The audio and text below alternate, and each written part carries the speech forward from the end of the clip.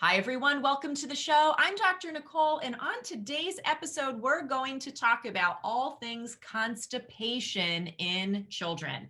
And not only the physical parts of that, but how it's connected to mental health and behavior and all those kinds of things in our kids.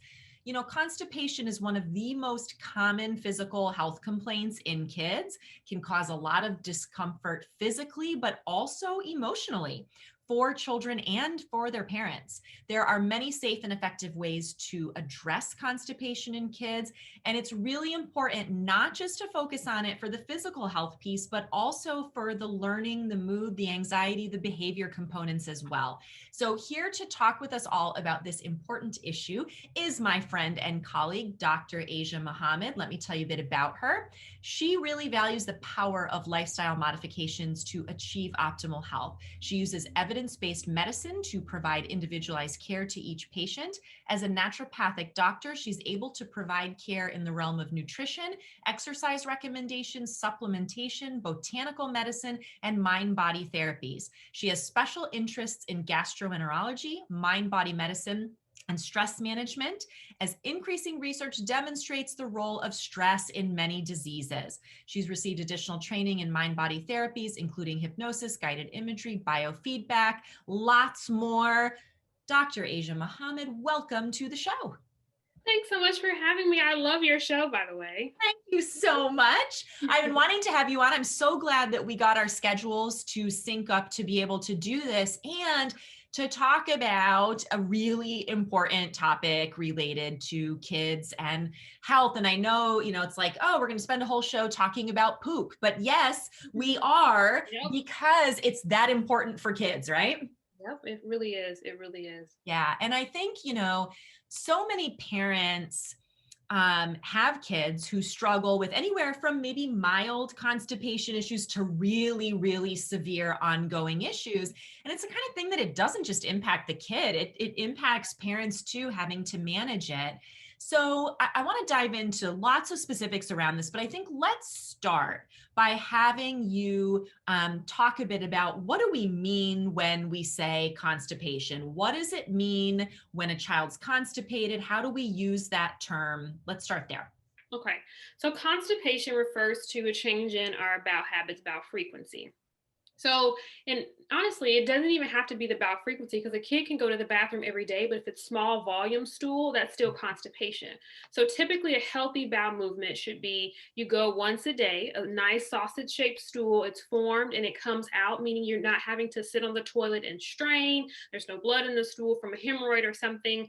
There's not a lot of abdominal pain with the bowels moving. So that's what constipation refers to, a change in your bowel habits whereby the bowels are either really small, kind of like pebble-like stools, or you're going days without a bowel movement. Mm-hmm. I think that's such an important starting point because already I know several of our listeners have gone, okay, wait a minute. You're supposed to have a bowel movement every day because some people really I'll ask parents, I mean, anytime a new family comes in for an intake, I ask about bowel movements for the child. And if you just ask a parent, does your child struggle with constipation? Most of the time they'll say no. But when you delve into how often is your child having a bowel movement, what is the quality of the bowel movement, suddenly you discover, oh, wait a second, this child is not having normal, healthy bowel movements. And parents go, oh my gosh, I never knew. Right. Parents will say, well, I have always just, had a bowel movement every 3 days. I thought that was normal. And so I think it's important to start from that foundation of what is a healthy stool, right? Yeah, a lot of kids, that's their normal. Their normal for them is going to the bathroom every few days, right? And some kids also may have like anal fissures or little tears in their bottom end from these rock hard stools, so they don't want to go to the bathroom, so they're holding it in, right? And so I think it's really important to ask your kid, like, look in the toilet after you poo. So what does it look like? How do you feel when you're going to the bathroom? So you can kind of develop those qualities around their stool. Mm-hmm. Yeah, I'm really glad that you mentioned that it's not just about the frequency, because I think that's true. Kids can be having a daily bowel movement, but it's sort of those little Uh-huh. pebbles, like those little rabbit turds, or, it's not a good volume, or they're going every day, but they're having a lot of pain or straining or Exactly. discomfort. So Exactly. what you're saying is really what we're aiming for is for kids to be having at least one bowel movement a day where it's sort of sausage or snake-like Yep. soft, not too soft, it's formed, it's easy to pass. Like pooping shouldn't be a big ordeal, right? And if Exactly. it is, then that probably means there's an issue. There's an issue, and a lot of times what you find is like nowadays kids will take their phones or their little iPads with them, and they're in the bathroom for such a long time, and that's constipation, right? And I guess they need something to keep them busy while they're waiting for the stool to pass. That's a great point. If you or your child is having to bring things into the bathroom to pass the time while you're waiting to poop, that probably is an indication that there's some issues there too. But again, I think it's so important to start from that understanding so that parents can wrap their head around. You may not have recognized that your child is struggling with Right. constipation, but that may very well be an issue. Yep. Yep. Yeah. So let's talk about, because I think, the next thing that comes up is parents go, okay, well, I get it. All right. My child should be pooping more, like physically that's healthy. But let's talk about why having good, healthy daily bowel movements is so important overall for a child. I mean, yes, it's important for physical health, but it's important for them overall, right? Oh, it's super important when you look at and we hear this all the time, but 3 to 4 pounds of our body weight is bacteria. We have more bacteria in our gut than we have body cells. If you have stool just sitting around in the colon, bacteria, they eat on poop. It's like dessert for them. So they just eat the poop and you create all this gas. And what can happen is the bacteria can create their own metabolites or their own toxins that can wreak havoc in the gut and then lead downstream more inflammation in the system, more inflammation in the gut. So outside of just having healthy bowel movements for the sake of getting, stool out, it is paramount to our entire being as humans, in terms of general health status.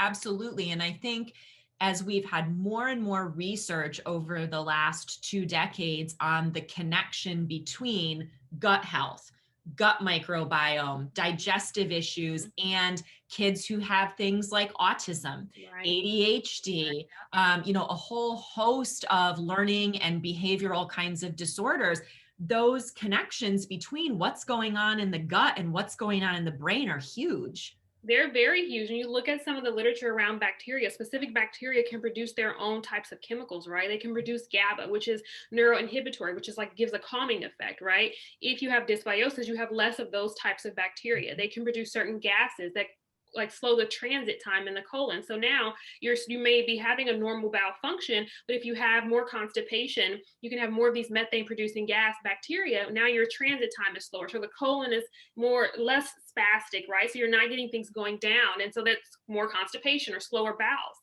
Mhm. And I think it's so important for parents and professionals to understand how interrelated these Mhm. things are. And I would say, even on a more surface level, like from an emotional and behavioral standpoint, kids who are not pooping regularly or are not having comfortable poops, that just builds up stress and anxiety and distress. And you can get into lots of patterns with that too, because of the pain or the aggravation of it or the stress of it. And then that becomes a cycle that's really problematic from a mental health perspective as well. Yeah, I mean, 100% completely. I mean, our bowels pretty much, I've seen adult patients, who I had this case once of this person, they went 12 weeks without a bowel movement. Oof. And their history was significant in terms of why that happened and just the level of discomfort and pain they were in. Then I have patients who are used to going every day and then they are constipated for 3 days. Their mental health, actually, you can see a change there. So I could imagine a kid, and bowel function is something that, when we look at like society, it's not something we talk about, or it's like embarrassing to talk about our bowel. So as a kid, and growing up, it could also put a hamper on that as well. So Mhm. Yeah, and it's so true. I'm thinking of, several kids that I've treated over the course of my years in practice where it can get very severe. So some of you listening may have a child who you realizing now as we're talking, yeah, okay, there's some constipation there. They're having bowel movements every few days. It's not super comfortable. Some of you may be listening to this going, yeah, I know my kid has been severely constipated for years, and particularly in some of the more severely impaired children that we see in the clinic setting, who maybe are, struggling to have a bowel movement every 2 weeks, who are experiencing a lot of distension and pain, who need to be hospitalized on a regular basis to clean them out. And the impact that that has, not only from a physical pain and discomfort perspective, but also, as you mentioned, imagine not detoxing in that way and having all of those toxins building up. How can we expect a child to be able to have a brain that is functioning appropriately, or to be able to regulate their emotions and their behavior when they're dealing with that kind of pain and just lack of detoxing? I mean, when you look at, like, we talk about leaky gut, right? When you think of leaky gut and you think of what causes that, and one of the things is dysbiosis and what these bacteria can create and how they make the intestines more permeable, which means more toxins are recirculating into the system. Yeah, absolutely. So I want to get into that because I think, the next thing that's helpful to talk about is how it is that kids become constipated in the first place. What are some of the issues that are involved there that may lead to constipation for children? So when I think about constipation, I think about a few different key factors. So I think about, one is hydration, right? So when our body's dehydrated, it's going to pull water from our colon, which means your stools are going to be smaller, drier, harder to pass, right? And I think about motility, so the movement of the colon, like the spastic contractions of the colon to squeeze things down. If you have dysbiosis, you're producing certain types of gases that slow that entire process down. There's also the nervous input, right? So stress in the kids' lives that may be causing their bowel transit time to be slowed down. And we think about, one of the biggest ones is fiber, or lack of fiber in the diet. So soluble fibers are ones that kind of hold water within the colon, so the stools are not as rough or bulky. Then your insoluble fibers helps to kind of give some volume and bulk to the stool, so it's not diarrhea. So I think that a lot of times kids don't really like eating vegetables, just taste wise. And then when you have kids who are more sensitive, taste is a bigger factor there. So I think fiber, hydration, and I think also like motility, dysbiosis are some key things that I always look at with anybody that comes in with constipation. Yeah, and great. And with the dysbiosis piece, just for those of you who maybe haven't caught some of our previous episodes about the gut microbiome and gut health and all of that, that dysbiosis referring to that imbalance of sort of helpful versus unhelpful bacteria and other microorganisms in the gut. And kids can have dysbiosis in their gut for lots of reasons, right? Oh, tons of reasons. When you think about history of antibiotic use, right? You look at the literature there. How many kids have taken antibiotics? And parents are just like, oh, the doctor said I need to give this to my kid for ear infection or for whatever. And that's one of the questions I always ask is like, what's your antibiotic history use? Are you somebody who's used antibiotics, once a year, a couple times a year, or never? And that kind of gives me some information in regards to what could be going on possibly in their gut. And you look at some of the literature, it can take up to a year or longer for your microbiome to return back to what its normal makeup was after a single use of an antibiotic. So think about double use or triple use of an antibiotic. We think about, wait, what was your question? I was just going to about just the cause of dysbiosis, ways that kids can end up with dysbiosis. And I agree, antibiotics are one of the number one thing. In fact, we see kids in our clinic who have been on multiple rounds of antibiotics every year since they were born. And while the antibiotics can be necessary and important for, killing really infectious kinds of things, what we also have to realize is they kill all of the bacteria, so the good guys too. And that really, especially in young developing kids, can create this chronic dysbiosis in the gut then. For sure. And I'm not sure if it's like standard practice now in pediatric clinics to give probiotics with antibiotics. I'm not sure if that's I find it depends on the pediatrician and the Okay. person prescribing. Some of them really do recommend that now. And some of, a lot of parents that I still see, no one has talked with them about, how to rebuild the gut. So yeah. Okay, gotcha.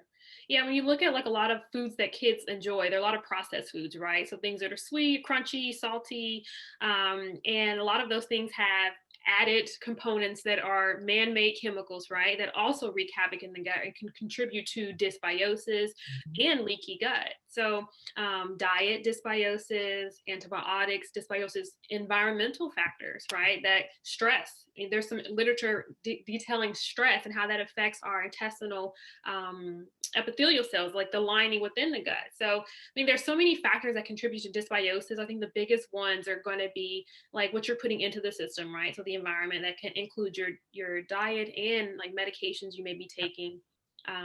So Yeah, so many pieces. And, again, I think what we see in kids who tend to have a sort of a wider variety of challenges, thinking about kids with maybe neurodevelopmental issues, more significant emotional and behavioral kinds of issues, very, very, very often we also see them having these co-occurring gut kinds of issues. The research just shows more and more those things are so interconnected. The things going on in the brain have a direct relationship to what's going on in the GI system, and what's going on in the GI system and the bowels has a big impact on what's going on in the brain. So it's just so common that we see those things happening together. for sure. Yeah. Yeah. So let's talk a bit about, parents who say, okay, I have this concern about my kid. They go in and they talk to, the primary healthcare provider, the pediatrician, whoever it might be. Let's talk about what are some of the common recommendations that parents are often given. And then I want to transition to us talking about, some of the things that you have found are important and helpful. So common recommendations for constipation. Biggest one is Miralax. They even still recommend it for adults, and it's just kind of a powder you dissolve in some liquid. And they say, oh, it's tasteless. Just put it in some juice and have the kid, drink it down. And it's supposed to give you one stool every day. It works like 8 hours after you take it, but you should be going to the bathroom like once a day on Miralax. I've also seen, depending on how old the kid is, like Linzess, which is a prescription for constipation. And then I don't really see a lot of stool softeners used in kids. I've seen like max citrate. They'll say like do a bottle of max citrate kind of thing. But Miralax is the biggest one. It's one of the oldest ones we've seen used for constipation in kids. Yeah. And I think, often what I hear from parents is they bring their kids in and they say, having some discomfort around this, or only having a bowel movement, a couple times a week. And sometimes practitioners will just go, oh, don't worry about it. That's normal for them. Which that is, I think you and I are both being clear here, like that is not normal. That is not appropriate. But I think you're exactly right. When they do recommend something, they say, oh yeah, just give Miralax, which used to be a prescription. Now, for the last many years, it's been over the counter. But I will often see kids who have been on Miralax for years in order to combat constipation. And what parents find is the minute they stop giving the Miralax, now their kid goes back to being constipated. And so it's not really getting resolved. Right. And also, there are some concerns about Miralax as far as kids' overall physical health as well as mental health, right? Yeah, I mean, like we discussed, like there's not any long-term literature to say this is the safety profile of Miralax 5-10 years down the line. Yeah, absolutely. For kids or adults, and especially in children. And what I will just mention to all of you listening is there have not been any studies looking at, as Asia said, the long-term safety and efficacy of this in a child population. It's all based on adult data. And if you look at the packaging itself, it tells you not to use it long term. And yet, many people are being told, leave your kids on this long term. Now, on the one hand, you could say, well, if it's working for a child to have comfortable, daily bowel movements, okay. But to me, I always look at it as if we're not really addressing the root issue, if the minute you stop giving the Miralax, now the kid is totally constipated again, you're really just putting a Band-Aid on the problem, and you're not really addressing what it is internally that needs to be addressed for their brain and their body to function well. Exactly. And there's so many issues with, when I was in residency, I was in residency with 2 GI docs, and we'd often recommend Miralax. And they'd say, oh, it's fine. It's not absorbed systemically. It just stays in the gut. So you're fine. It's not going to cause any issue. You can take it for the rest of your life. I heard that, Mm-hmm. But when you think about leaky gut, you think about intestinal permeability, who is it fine for? Right. That's right. That's exactly right. And we've got it. And, maybe some of you listening have had this experience. We've got good anecdotal information. In fact, there was a study that was started at the Children's Hospital of Pennsylvania, never finished to any of our knowledge, but to look at the vast number of complaints related to neuropsychiatric symptoms in children who have been prescribed Miralax.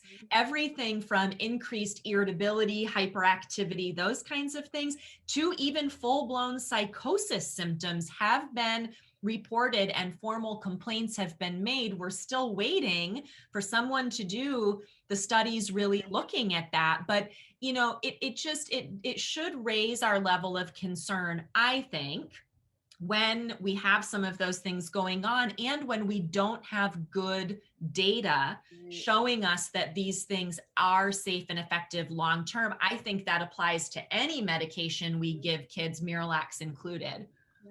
Yeah. So commonly then parents are either told, don't worry about it, or give some Miralax, or, a stool softener or something like that. So let's talk about what are the things that you feel like are important if a child is experiencing ongoing constipation. What are the things that parents should be looking at and addressing to really support, getting their microbiome more balanced, and really like working at it from a root level?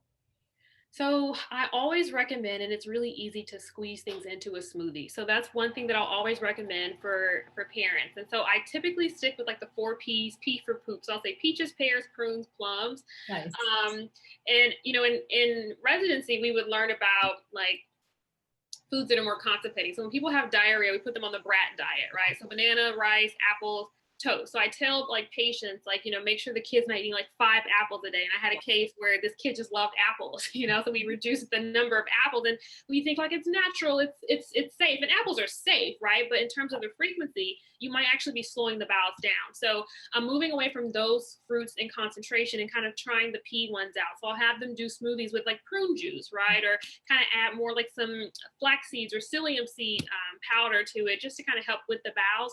But the goal of moving the intestinal tract should be using fibers to help with the motility piece. And then fibers also interact with your microbiome to produce something called butyric acid, which is really important in terms of energizing the colon cells. There's also some really cool literature around butyric acid helping to normalize like behavioral changes in these populations where you have these kinds of concerns. Yep. Yeah, absolutely. That's a really fascinating and important byproduct of that, and so much more study coming out around that really is helping us understand more about the connection between the gut microbiome and conditions like autism, ADHD, even things like seizure disorders, all of those kinds of things. So really important there. I like the focusing on the 4 P's. So really we want to be getting more of those types of foods into our kids' diets. What about the processed food stuff? What do you see as some of the culprits there as far as diet changes that can be helpful? For processed foods, I typically will, so a lot of processed foods are like devoid of fiber, right? They're bleached type of flours and such. There's not really a lot of whole grain there. So I would say just trying to push more towards the whole grain products. And the issue is that if you add in too much fiber at once, you can actually constipate somebody. So the recommendation is like no more than 5 grams per week, and you titrate up to a goal. So I think the recommendation in America is like 25 grams of fiber a day, and most of us don't get that. When you look at some African populations where they like basically have no constipation, they have lowest rates of colon cancer, which is associated with constipation, they eat around 50 grams of fiber a day, right? And so you Yeah. shouldn't be like jumping to 50 grams. Just try to do incrementally 5 grams per week until you get to the goal or until the stools are normal. And so, did that answer your question? Yeah, and I think I'm glad you raised that because it reminds me of sometimes what can happen. Sometimes a practitioner recommendation is for parents to put like Metamucil or a fiber powder in there, but you're so right. If you start ramping that up too quickly, you may worsen the constipation, or kids just feel awful. And maybe some of you as adults have had that experience, right? It's like if you suddenly start doing a whole lot more fiber, you may really feel uncomfortable, gassy, bloated, constipated. So I think your point there is an important one, that we want to carefully increase the amount, let the system adjust to it. Exactly. So like the simplest way for me is, like I said, the smoothies, but in terms of like snacks, just being mindful of like the types of foods, like what the additives are, like choosing the foods that have the least amount of additives and more fibrous components of this. Like there are snacks these days where they add kind of fiber into the snack. So you might consider some of those options, but obviously like things like potato chips will slow down motility in the gut. Kids love cookies, right? So you have like the white flours in there, and then you have sugars in there that the gut, just like the bacteria there, it's like a party when you give them like sugar, and they're just like growing and producing whatever they want. Yeah, and that becomes really problematic then in terms of continuing that gut dysbiosis when we put all those sugars in there, and then we can end up with yeast overgrowth and all kinds of other things that create issues. So focusing on some of those specific fruits and fibers, trying to reduce the processed stuff, moving more towards whole food. How about in terms of hydration? Yep. What do you think there? Hydration, there's one thing I do to help parents get kids to drink more water. So there's these like little stir sticks that I love. They have like lemon and I think there's stevia in them. And I had this girl once who came in to see me, and her mom, and she told me I can tell this story. So the parent and the mom. So the daughter, she'd had these like really large bowel movements, and they would clog the toilet up. Yep. And it was so painful. Poor thing. She did not even want to go to the bathroom. So her mom said she hates drinking water. She hates healthy food. So I found these little stir sticks, and I just had her put those in her, like a couple water bottles a day. And her bowels literally changed just from hydration. We didn't do anything else but just increase water. And she was going to the bathroom. Yep. So that hydration is so important, of making sure that kids are getting water throughout the day. And not, focusing on hydration through milk or sugary juices and sports drinks and all that, but they need to be getting water. But yes, sometimes we need to jazz it up a little, right? So adding some natural, flavors or, stevia sweeteners. Sometimes, fruits is a great, I tell kids, make your own fruit ice cubes, throw the fruits that you like in little ice cubes. Kids love doing that, and then throw it in the water, but really pushing that hydration. Cause I think, I've seen the same thing as you. Sometimes it's just as simple as they can't have good, smooth, regular bowel movements because they're so dehydrated. Exactly. No, I see that often. So many people, adults, kids and adults, just changing the hydration picture is a big thing. And then when you think about motility, like helping the colon move, some people just have slower moving colons, right? So there are things you can focus on there in terms of prokinetic agents that help move things throughout the colon. There are medications that are prokinetic agents, but you would never give them to a kid or a person for constipation. But you think about ginger. Ginger has prokinetic activity. So that's one that I'll always like sneak into a smoothie, and kids cannot taste ginger in a smoothie. So there's some other botanicals as well that can help to move things. So. Well, and it's interesting because there is a good amount of research literature on motility issues in kids with a wide variety of neurodevelopmental issues. We look at kids with Down syndrome, look at some kids on the autism spectrum, some kids with epilepsy, more of those neurologically based things. The motility is driven by the brain in large part. And so we can get disconnects there. So sometimes we need to address it from the gut, and sometimes we need to address it, from the brain. But I think that gets me thinking about that brain body connection and the stress connection. And, you said that stress is a big issue that can lead to abnormal bowel movements as well. And some kids are, sitting on the toilet with their Xbox, games or whatever. What are your recommendations for parents around things like stress reduction or things like, kids sitting there with their Game Boys and that kind of stuff. So this sounds really weird, but I love to have kids visualize Yep. themselves going to the bathroom Yes. and pick a particular time of the day where they visualize. I get out of the bed in the morning and I go sit on the toilet and I have a really wonderful stool. It comes out, there's no straining and so forth. So I will have them do visualization exercises. I also have them do like some bio breathing techniques. So I have like an M-Wave, like biofeedback program that I'll use just to show them how their breathing actually modulates their physiology or changes their body. So I'll have them do some deep breathing exercises. Those are two of the things that I find useful for kids. So visualization and then like working on their breathing techniques.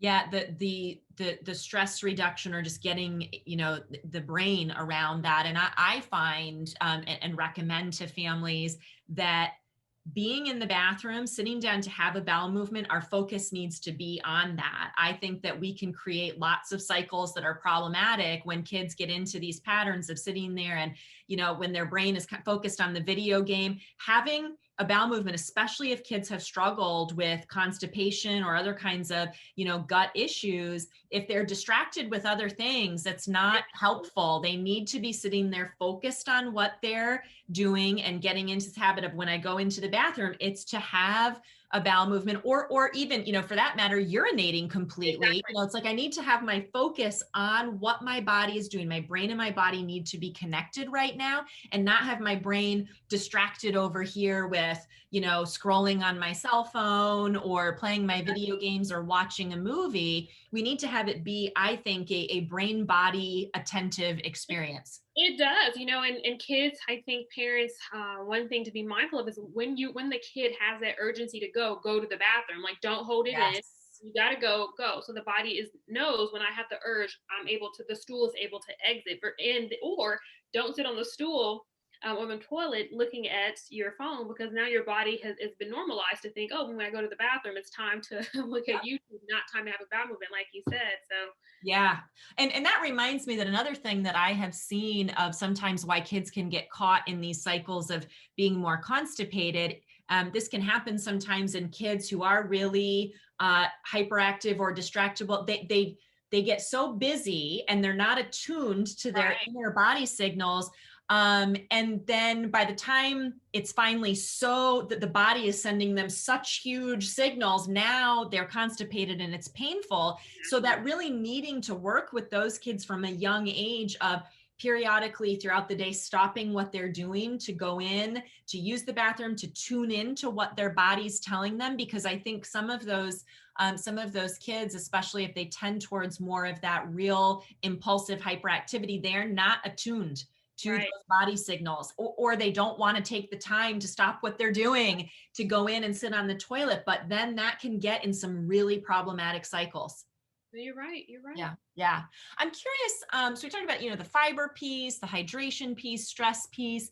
I have found that magnesium can be a really nice tool, a very supportive tool for kids in many areas, particularly around constipation. I'm wondering what you find with that, what your recommendations are with magnesium. Yeah, I love magnesium. So I will recommend supplements when I feel like patients have gotten the basic foundations down. Because once I say, here, let's try magnesium, and if it works, they're like, oh great, I don't have to worry about the fiber, the Right. hydration, or anything else. It's like, no. So yes, I love magnesium, and I always start out like lower dose and kind of titrate them up to bowel tolerance. But I love recommending magnesium. It's one of the safer things in terms of supplements and like cheap, cost-effective ways to help improve bowel function. And so many of us are magnesium deficient and we don't know it. Yeah, I love magnesium, especially, there's different forms of magnesium, but magnesium citrate in particular is so good. I love it for so many kids with constipation because it not only helps with them moving their bowels more consistently, but you also get some of those calming and just regulating and even sleep supportive effects. So it's like one of those, nutritional tools that hits a lot of marks for a lot of these kids. I like one of the products that I often recommend for kids and teens is Natural Calm. Yeah, I love It's natural. so great because it's the right form of magnesium. You can get it in different flavors. They don't have like nasty artificial sweeteners or dyes, but they do have a variety of flavors so kids can choose kind of what they like. They also have an unflavored. And I just find that can be a really nice tool, even while we're working on improving the diet, because sometimes, getting processed foods out or getting more fiber in can be a process. I find that, something like magnesium can help in the meantime too, just to get things moving a bit.